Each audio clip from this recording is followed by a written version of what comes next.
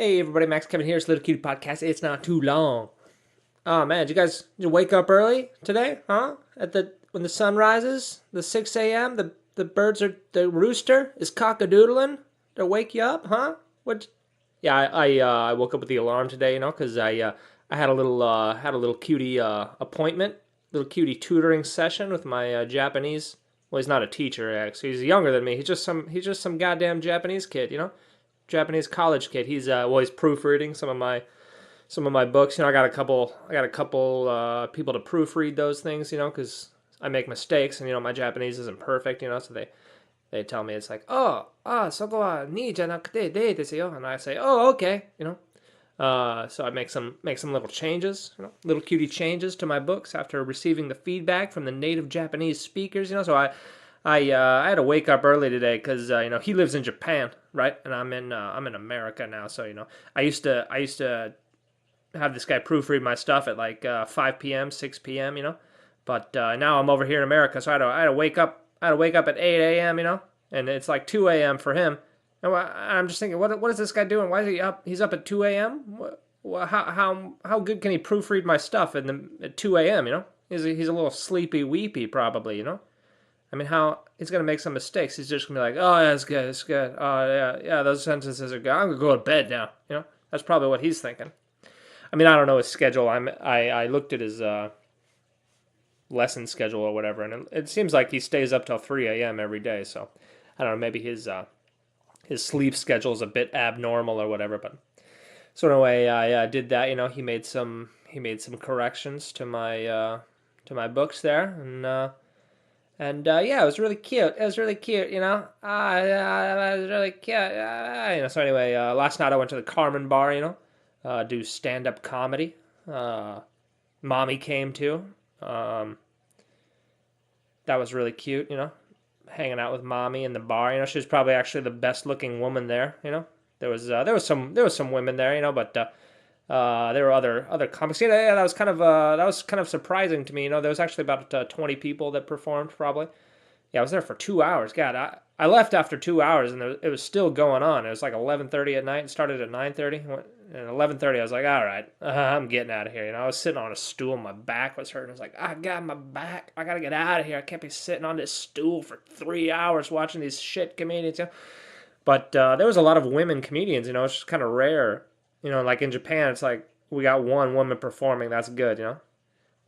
Anytime there's a woman performer, we'd just be like, "Oh, you want to perform? Can you come, please? God, we just need more. We need any woman, anybody, But this open mic, it was like half women. Half the comics were women, They were making a lot of jokes about their vaginas. That's kind of standard female comedian joke is to talk about their vagina. Of course, on South Park, they made fun of Amy Schumer for that. Cartman was like doing his Amy Schumer impression. He's like, everybody's my vagina, my vagina, my vagina. It's kind of, there was a lot of jokes. A lot of the female comedians there were talking about, STDs and how having sex with them is like fucking some type of animal, and their vagina is either too big or too small, or they don't like certain types of men eating out their vagina. There's a lot of vagina talk, which is all right. It's expected. It's expected from open mic female comedians, I guess. I mean, I made the same mistake too. When I first started, I was talking about my dick and balls a lot. It's like, oh god, my balls. Oh man, my dick and balls, man. My fucking dick and balls, bro. My balls, man. My butthole too. I fart out of my butthole and my dick and balls. I was kind of, that's a mistake that a lot of early comedians make, I guess, is confuse vulgarity with hilarity, right? Those are two separate genres, right? And you shouldn't confuse them. That was kind of the first thing I learned is that the jokes that I can tell around my guy friends that make them laugh real hard, it's never gonna work as a stand-up comedian, because your friends don't really care if you're vulgar or not, and they know you and stuff. And well, anyway, I've cleaned up my act a little bit. Try to be more. Try to be funnier is basically what I try to do now. So anyway, I was surprised about the amount of female comedians, and there was about 20 people that performed, and I was pretty much the only one that actually told any jokes, which was kind of surprising. I was kind of hoping to go there to like meet up with some other comedians, find some other comedians that are decent and see what they're doing and stuff. And I don't know, there was probably one guy that was a good performer. He had a good stage presence. He was good with the crowd. And there was one other guy who he had a couple jokes. He had a couple actually, like premise, setup, punchline. This style of joke writing. The three sentence jokes: premise, setup, punchline. Besides that, everyone just kind of did bits. I was the only one that was actually telling jokes. Everyone else was just kind of, I don't know what the fuck they were doing. They were trying to tell stories with no punchlines. Like pretty much every single comedian I watched was like, I was just analyzing, and I was just like, all right, well, where's the punchline? You're just kind of talking right now. You're not. I don't know why you want to be a stand-up comedian. You haven't actually written any punchlines. No, actually, there was one girl who. She had a couple of jokes. She had like a couple of little short one-liner jokes that had punchlines. They were all right. But yeah, I didn't. I don't really understand. I don't really understand why people want to be comedians or they think they can be comedians and they don't actually write any jokes. They just kind of go up there and they like tell, not even stories, just like, they're just like, I don't know what the fuck they're doing. It's just they're being fucking boring is what they're doing. They're embarrassing themselves.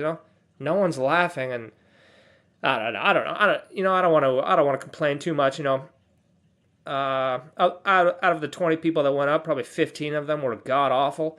But when I first started doing comedy in Japan, I saw this one guy, and he fucking bombed. He was terrible.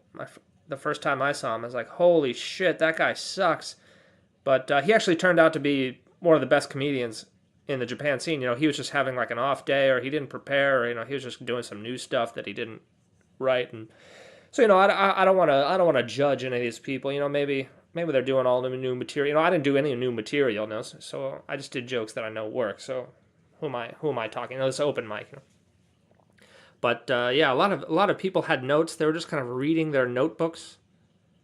They're just kind of reading their notebooks, and there weren't even any jokes that they were reading. They couldn't even remember their non-jokes. That was kind of disappointing. From my perspective, I'm sure the whole audience was disappointed. But I was just kind of disappointed as a comedian. I was trying to kind of, because I want to meet other comedians that are good, and I don't know, maybe collaborate with them or see what other shows are going on. But yeah, I don't know. We'll see. Maybe next time. The host was good. She was nice. Every time she went up there to introduce a comedian, she was like, "Okay, our next comedian is very funny," and then she'd say their name, and she said that for me too. And she didn't know who I am, and so when she first started the show, I thought there was going to be like some booked comedians first, and then go to the open mic. But then like I went up third. She's like, okay, our next comedian, he's very funny. It's Max Kevin. And I was like, oh shit, it's me? But how do you know I'm very funny? You don't know. You just met me, so I don't know, but that's like standard procedure. Try to warm up the audience or whatever, or set their expectations a little higher. But she was kind of doing that for every comedian, and most of them weren't funny at all. So it's like if you kind of say, oh, he's very funny, and then the person's just god fucking terrible, it's fucking terrible. A lot of those girls, besides talking about the vaginas, they were just talking about how they're single and like, they can't, no guys like them. They're single and unattractive. They're just like, oh, I'm single and unattractive, and no guy wants to fuck my vagina. It's kind of it's repetitive, and all the there was a couple Middle Eastern people and a couple there was an Indian girl, and they all did the joke about like being a terrorist. It's kind of fucked out premise, but yeah, that was another thing that kind of bugged me, is none of the other comedians, I was the only comedian that was actually sitting and watching the other comedians. All the other comedians, they were just kind of like walking around. They kept leaving the bar and going outside and probably smoking weed, and then they weren't even being supportive of the other comedians. Like, come on, man, we got to be supportive. Us comedians, we got to stick together. If everyone actually just stood in front of the stage, we'd have like a decent audience. We'd have like a 25-person audience. But was basically the 20 people. They just kept walking around and going outside and not even listening to the other comedians' performance, And I mean, I guess I imagine why, because most all of them were god awful. But come on, have a little decency, have a little respect. A couple people were complaining about like no one paying attention, the audience not paying attention. I was like, God damn it, you're not paying attention either. After you do your set, you just go outside and smoke some weed. Fucking have some respect. Anyway, we'll see what happens. It was all right. It was better than the Music Sunday one that I went to, but it was still pretty shit. It was still pretty, like, the way they've got the bar set up is just like the audience is far away and right in front of you. There's just nothing. There's like a mosh pit. It's meant to be a mosh pit for when the music people come, and it's like they need to put the fucking tables in there. I need to talk to the guy who normally organizes it. He wasn't there yesterday, which is kind of a bummer. I was wanted to meet him too, but he wasn't there, and I want to talk to him just about reorganizing. We got to put some tables in there. You got to put some chairs in there. You got to do something. I don't know. I don't want to tell him how to run the show. But I feel like I could do things better. I'm not an expert. Anyway, that's about it for my my Carmen Bar experience last night. I'm waiting for my Amazon chair to show up. I got this chair supposed to come today by 8 p.m. Come on, UPS, hurry up, man. It said it shipped. It said it was out for shipment at 8 a.m. It's 11:30 right now. It's still not here. Where's my chair? I want to sit. I'm sick of sitting on these pillows. Anyway, that was a few minutes. Thanks for listening. Maybe I'll see you tomorrow.